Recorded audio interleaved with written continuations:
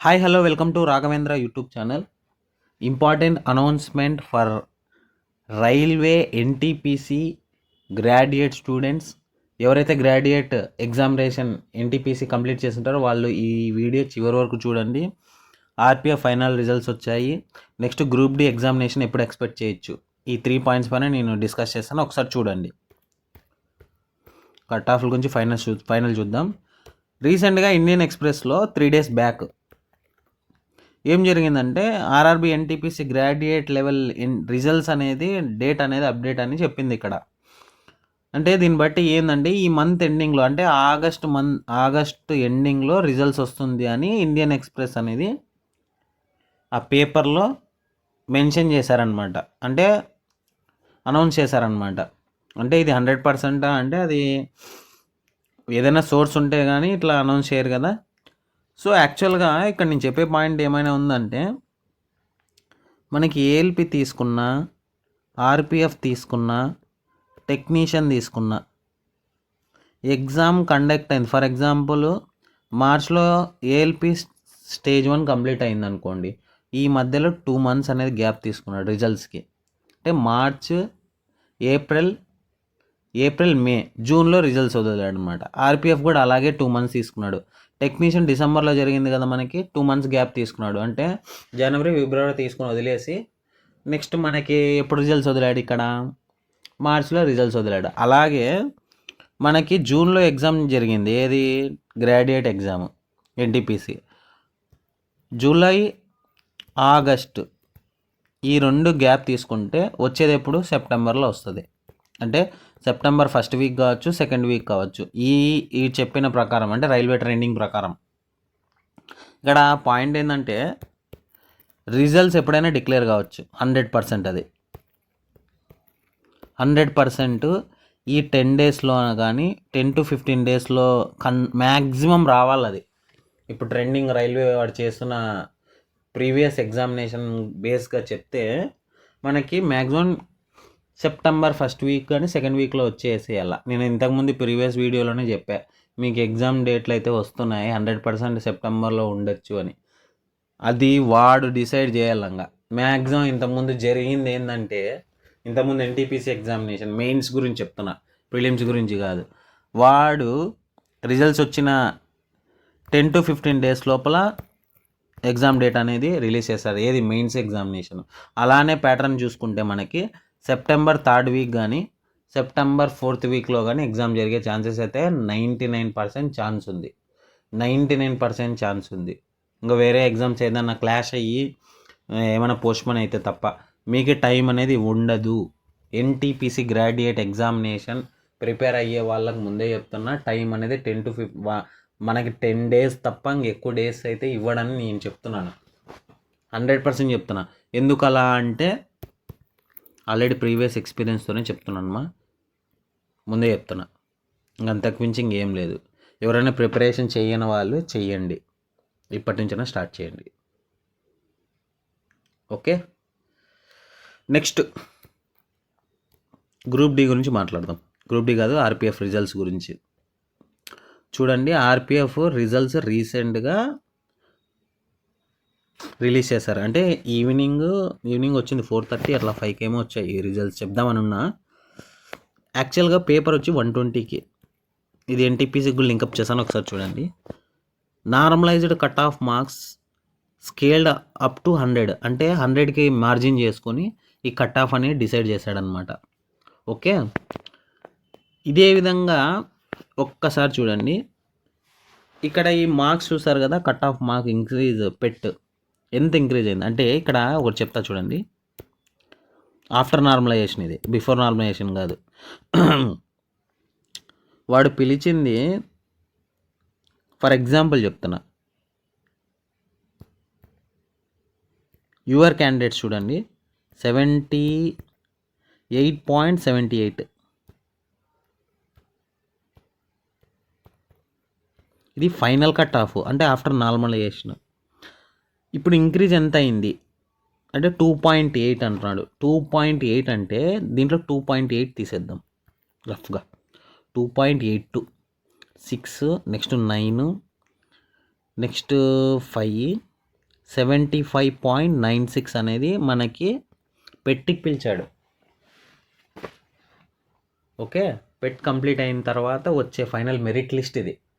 మీకు అందరికి చెప్తున్నాను చూడండి, అది ఎన్టీపీసీ స్టూడెంట్స్ కానీ ఎవరైతే వీడియో చూస్తున్నారో, నెక్స్ట్ గ్రూప్ డి స్టూడెంట్స్ కానీ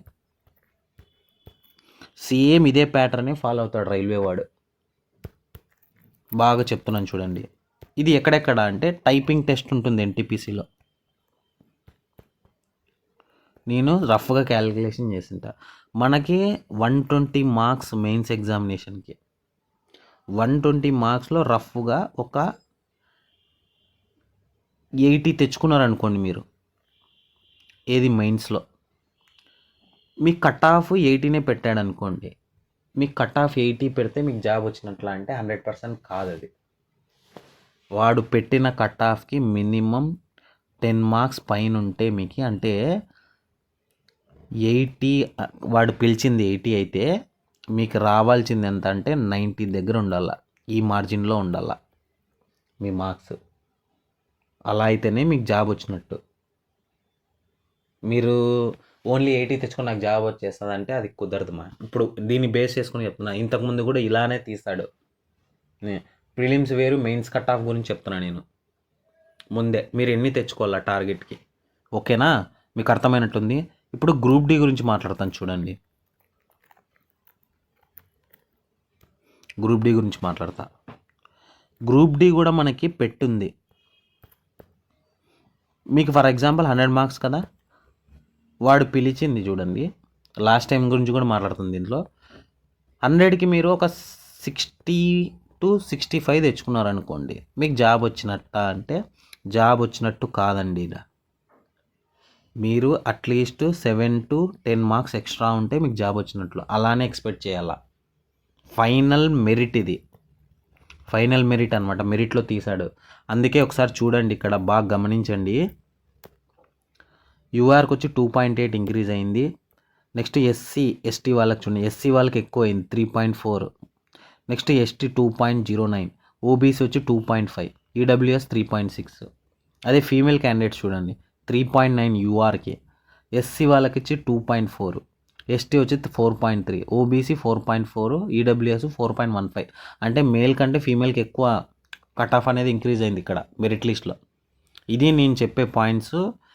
ఒక్కసారి బాగా అబ్జర్వ్ చేయండి. మీరు కట్ ఆఫ్కి ఎక్కువ ఉండాల మార్క్స్, ఆ రేంజ్లో ప్రిపరేషన్ ఉంటేనే మీకు జాబ్ వచ్చే ఛాన్సెస్ హై ఉంటుంది.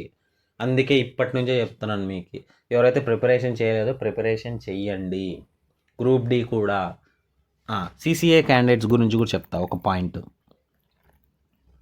సార్ మాకు పెట్టలేదు కదా, మార్క్స్ డైరెక్ట్ జాబ్ వచ్చేస్తుంది కదా అంటున్నారు. అక్కడే మీరు కొద్దిగా బాగా ఆలోచించండి.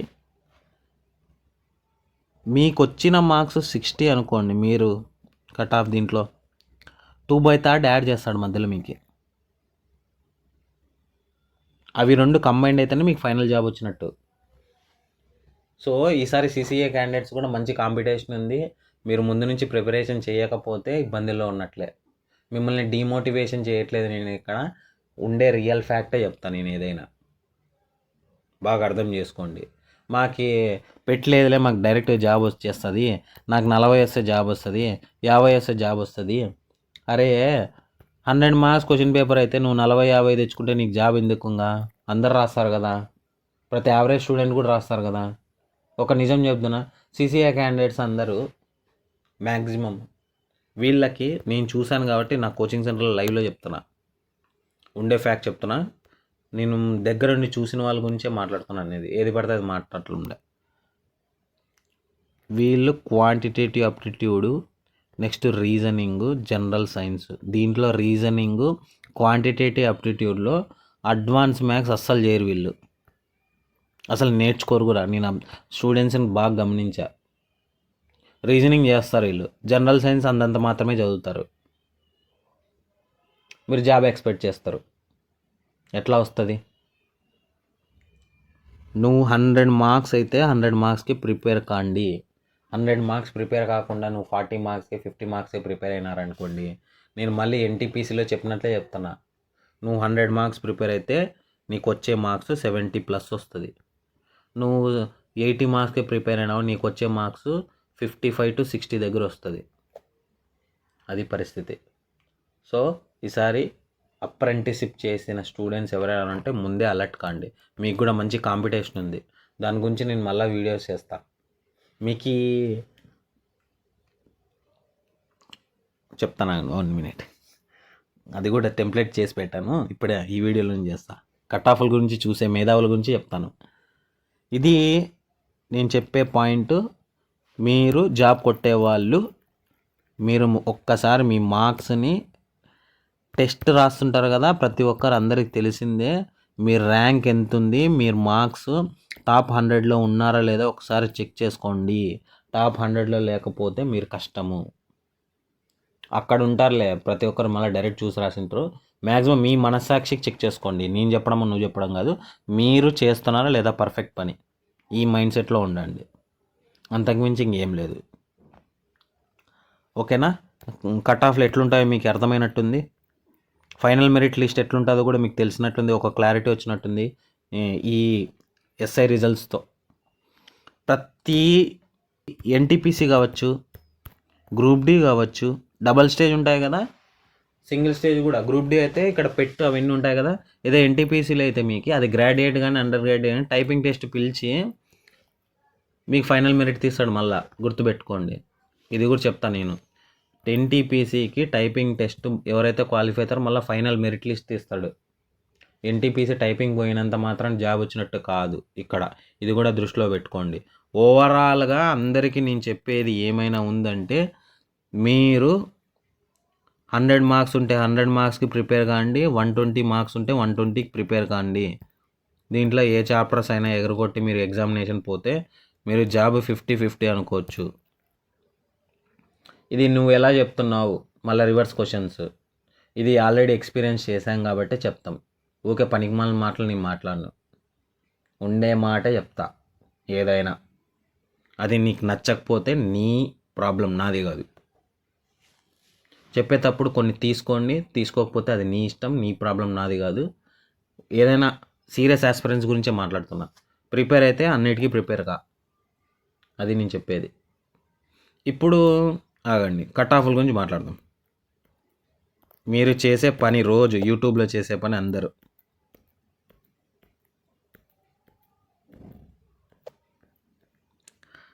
నేను పదే మొత్తుకున్నా. ఒక్క 4 వీడియోస్ చేసింటా కట్ ఆఫ్ల గురించి. 4 వీడియోస్, సారీ డేస్ కాదు, 4 వీడియోస్ చేసింటాను కదా. ప్రతి ఒక్కరు కామెంట్స్ చేసింటారు వచ్చి, అరే మీరు ఎన్టీపీసీ గ్రాడ్యుయేట్లో ఇన్ని మార్క్స్ తెచ్చుకుంటే మీకు ఛాన్సెస్ ఉన్నాయి అని కదా. నేను ఇప్పుడు చెప్తున్నాను చూడండి, నిజంగా చెప్తున్నా. ఎవరైతే 60 to 65 మిడిల్లో ఉన్నారనుకోండి, ఖచ్చితంగా మీకు CBT1 ఛాన్సెస్ అయ్యి ఉన్నాయి. 99% ఛాన్స్ ఉంది. మరి కట్ ఆఫ్లు వేరే జోన్లో ఇంక్రీజ్ అయితే నేను చెప్పలేను, కానీ 60 నుంచి 65 తెచ్చుకున్న వాళ్ళంతా మంచి ఛాన్స్ ఉంది, మంచి ఛాన్స్. నెక్స్ట్ 55 నుంచి 60 మిడిల్లో ఉంటారు కదా, అంటే 59 పాయింట్ సంథింగ్ ఉంటుంది. వీళ్ళు మీడియం రేంజ్ ఉంది, అంటే క్వాలిఫై అయ్యే ఛాన్సెస్ చెప్తున్నా. మరి మళ్ళీ నాకు కామెంట్ చేయొద్దండి వచ్చి. ప్రతింగ్ వాళ్ళ మార్క్స్ బట్టి ఆడ ఓబీసీ యూఆర్ కేటగిరీ తీసుకుని ఒక 5 మార్క్స్ ఆర్ 6 మార్క్స్.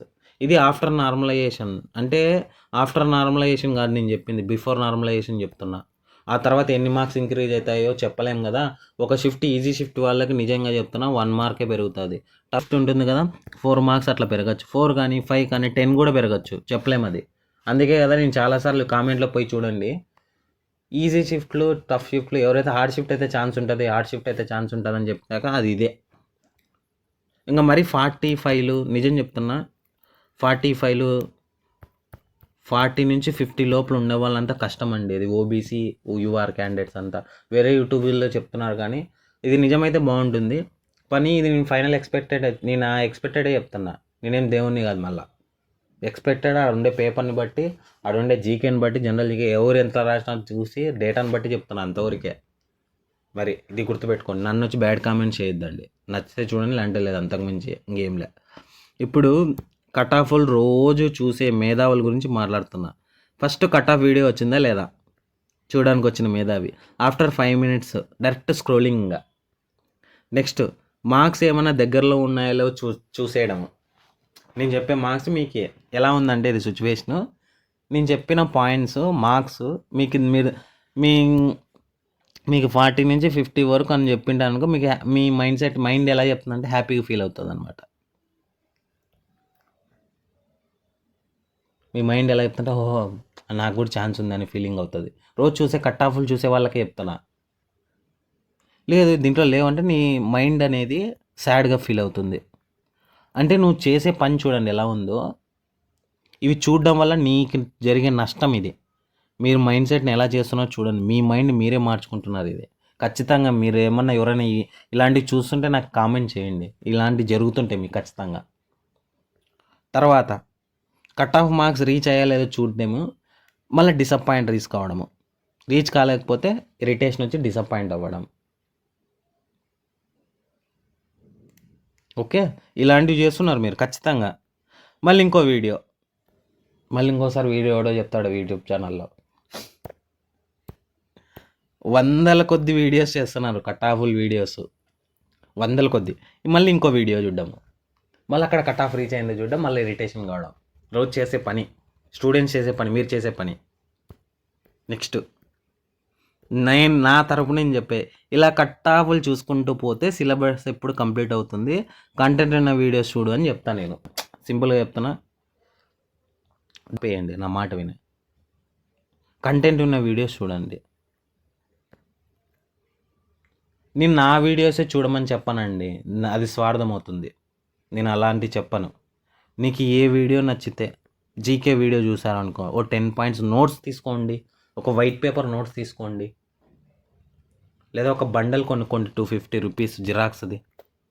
నిజం చెప్తున్నా, మీరు జీకే ఇంక్రీజ్ కావాలనుకుంటే జిరాక్స్ బండల్ తెలిసిందే అందరికీ.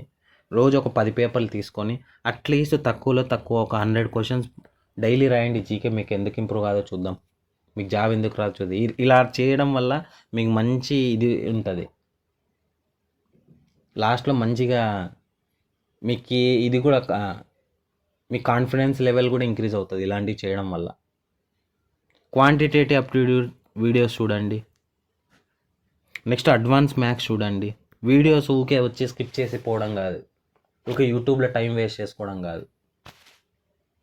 నేను చెప్పేది టైం వేస్ట్ చేయడం చేసే వీడియోస్ అస్సలకి మీరు ఏం చేస్తారో ఇలాంటివి మీకు తగులుతుంటే నాకు కామెంట్ చేయండి ఖచ్చితంగా.